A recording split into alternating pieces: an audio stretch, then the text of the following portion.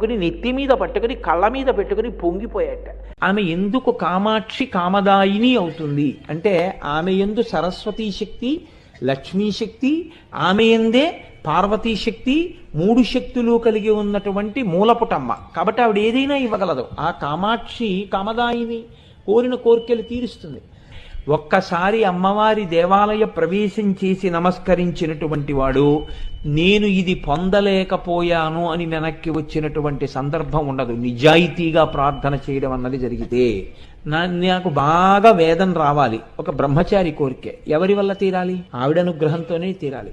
నాకు మంచి భార్య రావాలి, ఎవరి వల్ల తీరాలి? ఆవిడ వల్లే తీరాలి. నాకు మంచి సంతానం కలగాలి, ఎవరి వల్ల తీరాలి? ఆవిడ వల్లే తీరాలి. నాకు వైరాగ్యం కావాలి, ఎవరి వల్ల రావాలి? ఆవిడ వల్లే రావాలి. జ్ఞానము కావాలి, ఎవరి వల్ల రావాలి? ఆవిడ వల్లే రావాలి. చిట్ట చివరికి మోక్షం కావాలి, ఎవరివ్వాలి?